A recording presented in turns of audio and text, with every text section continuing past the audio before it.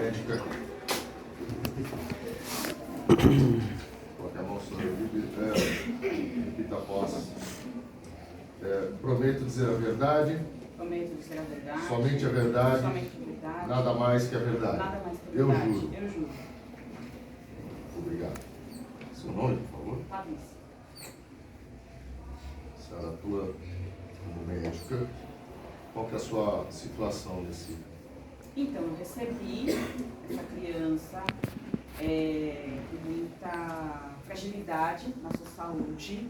É uma criança de 7 anos que já chegou para mim com um grau muito avançado de anemia, as articulações inchadas e com muita dor.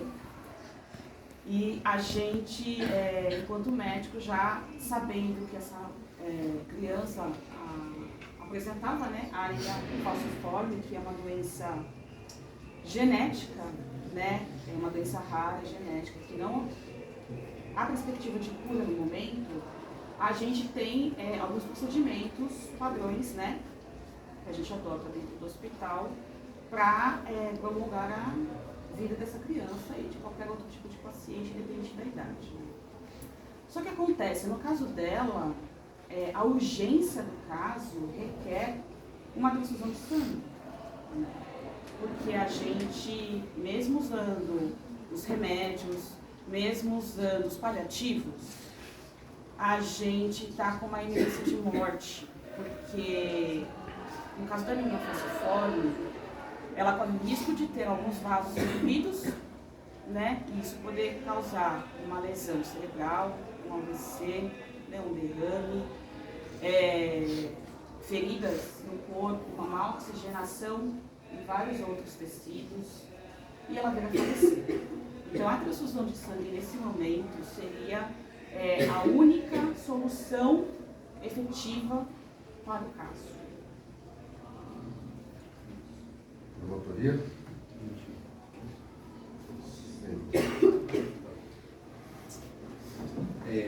Vamos lá.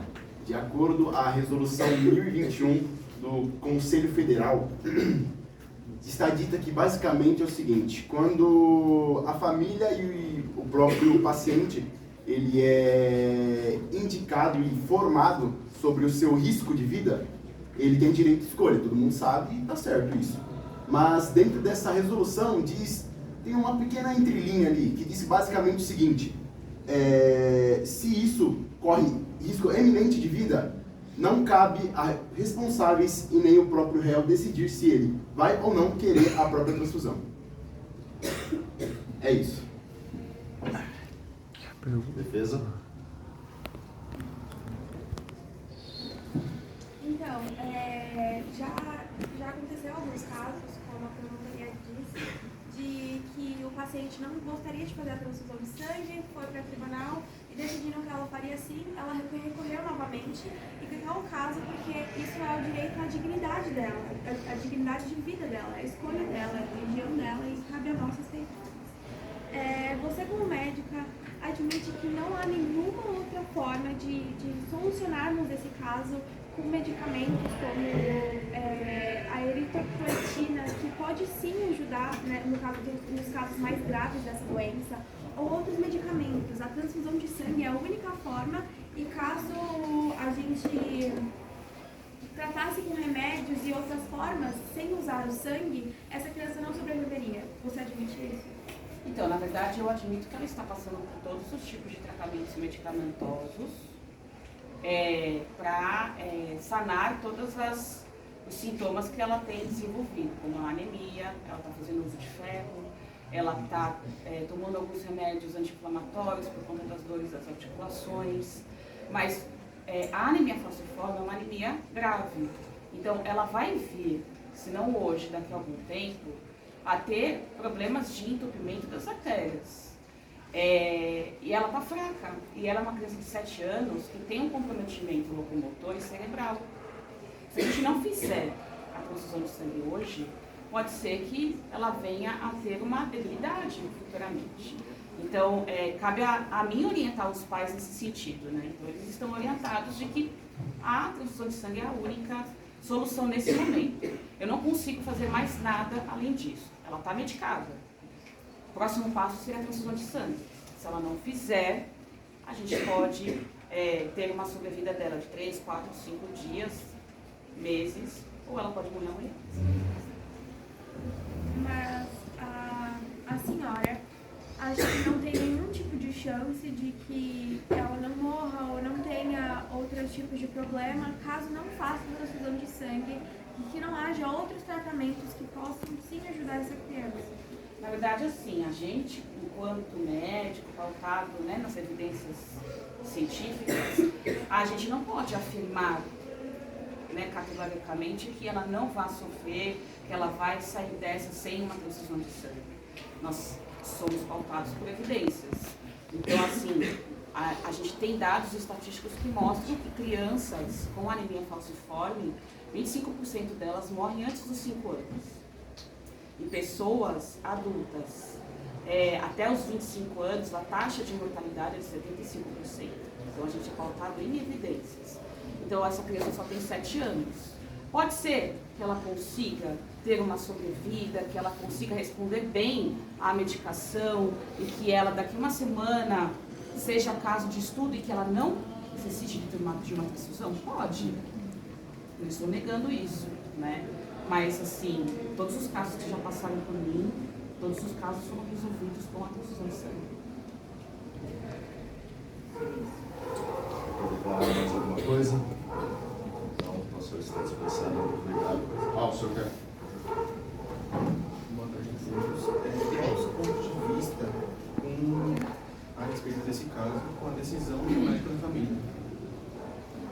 Então, somos médicos, né? Então, a gente faz sempre um juramento, depois da nossa formação, de que a nossa incumbência é salvar vidas, independente das situações, né?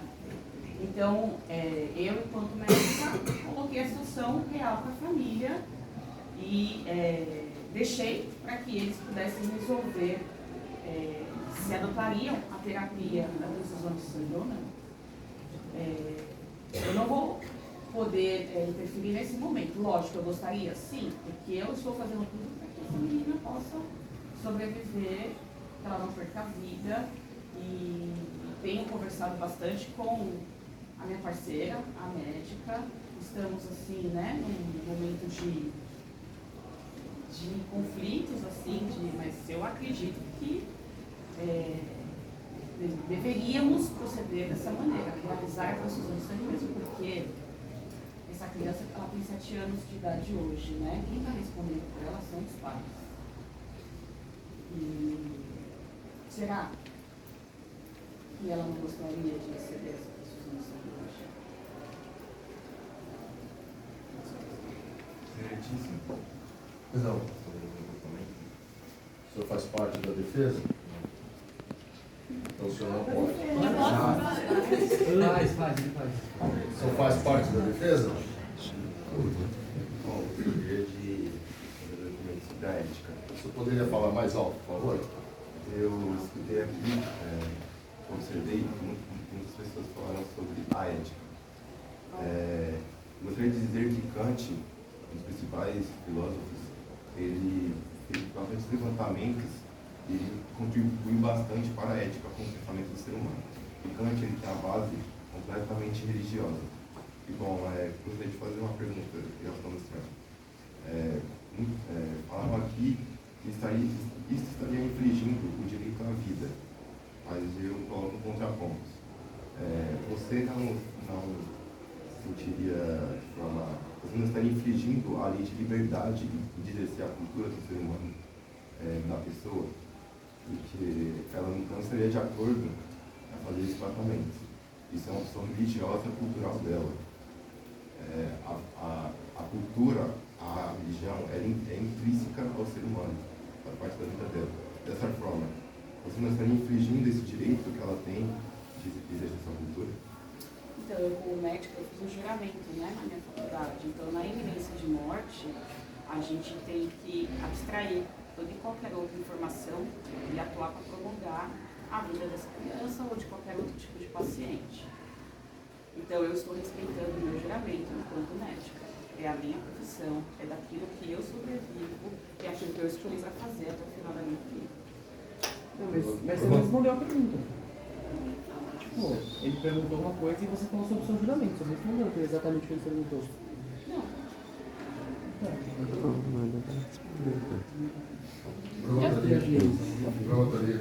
Tá. Como o senhor mesmo disse, está embasado em filosofia e religião. Filosofia e religião é algo muito difícil de se discutir, sabe? Porque são pensamentos antigos, pensamentos históricos, que hoje em dia mudamos nossa mente, nossos tipos de pensamento. Então vamos entrar em uma base que foi dita, que eles disseram sobre um caso que ela foi obrigada, entre aspas, a fazer o procedimento, aí depois entrou de novo e ganhou, certo? Eles falaram isso. Só que nem eu disse na cláusula, na resolução, basicamente é o seguinte: quando ela é menor de 18, menor de idade, ou seja, ela não tem consentimento de você mesma, ela não pode mandar em você mesma, ela não tem como decidir por ela, automaticamente os médicos são obrigados a isso, já que ela está iminente a risco de vida.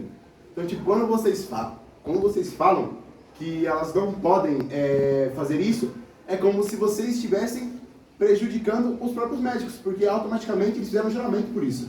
E como a criança ela é menor de idade e ela não tem uma religião, porque ainda a cabeça dela não está formada, não tem como ela escolher se ela quer ser ou não da mesma religião da própria família, ela está sendo induzida a fazer o que os próprios pais querem, porque ela não pode pensar por ela mesma e dizer o que ela quer fazer. Automaticamente, de acordo com essa resolução, os médicos têm que fazer isso, ou seja, vocês estão impedindo os médicos de fazerem seu próprio trabalho. Beleza. Bom, eu tenho uma pergunta ao senhor e à senhora. Bom, para começar, o senhor disse que a religião e a filosofia são pensamentos antigos e que nós não pensamos mais dessa forma. O senhor está dizendo por você e não por todos, porque os pais dessa criança, a médica, que também é religiosa, ela não deixou de pensar da forma antiga como o senhor falou que é. Pois não, só quem está sendo entrevistado... Sim, mas eu vou fazer uma pergunta para ela, por favor. Enfim. E a senhora médica, a senhora também não acha que, da mesma forma que não fazer a transfusão de sangue tem riscos, a senhora não acha que fazendo também tem, podendo a criança, como já tiveram casos, adquirir outra doença através dessa transfusão de sangue? Então, atualmente, a gente tem uma ciência muito desenvolvida, né? Então, que outros tipos de doenças poderiam vir através de uma transfusão de sangue? A gente tem como fazer testes para saber se aquele sangue que essa criança está recebendo ele é saudável. Então, há riscos numa transfusão? Há como qualquer outro tipo de tratamento, mesmo esse medicamentoso. Né? Eu não estou garantindo que somente com esse tratamento medicamentoso eu vou conseguir também salvar a vida dessas crianças, mas eu estou fazendo aquilo que está ao meu alcance. Né? Então, assim, qual é o próximo passo? É a transfusão. Se eu não puder dar esse próximo passo, a chance dessa criança morrer. Eu gostaria... Pode, senhor. Falando um pouco do que o senhor falou, Manuel Kant ele não se dizia ateu, mas ele tinha uma polêmica religiosa que ele dizia que você não pode...